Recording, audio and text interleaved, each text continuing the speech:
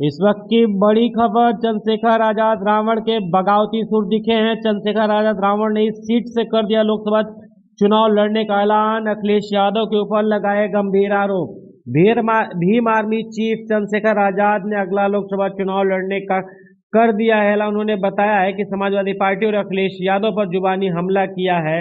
हम आपको बता दें कि चंद्रशेखर आजाद रावण ने जिस तरह से बगावती सुर दिखे हैं, देश आगामी लोकसभा चुनाव को लेकर बीजेपी के खिलाफ इंडिया गठबंधन एकजुट नजर आने लगा है। लेकिन चंद्रशेखर आजाद रावण के बगावती सुर दिखने लगे हैं।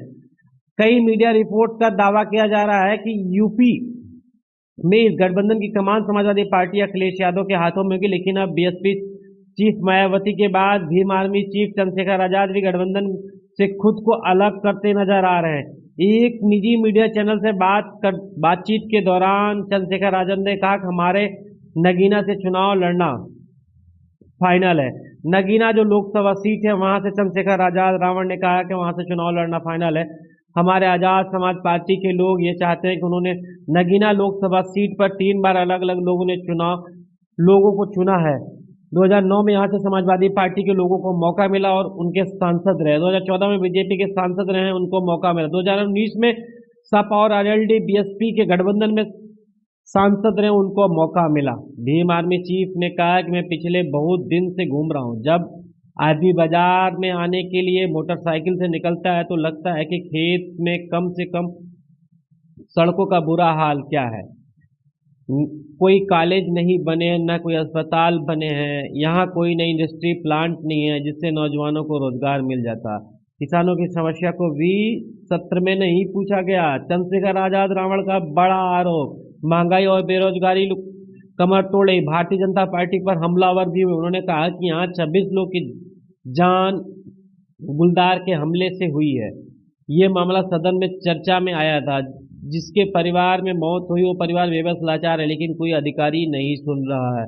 यह जनता की मांग है कि यहाँ से कोई आवाज राष्ट्रीय स्तर पर लोगों की समस्या उठाए। यह लोगों की उम्मीद है कि कोई सांसद समस्याओं के लिए सदन में बोलेगा तो सरकार उसके प्रति जवाबदेही होगी। मैं यहाँ से बोलता हूँ तो सरकार कि क्यों मेरी बात सुनेगी। चंद्रशेखर रावण आजाद ने नगीना सीट से लोकसभा चुनाव लड़ने का ऐलान कर दिया है।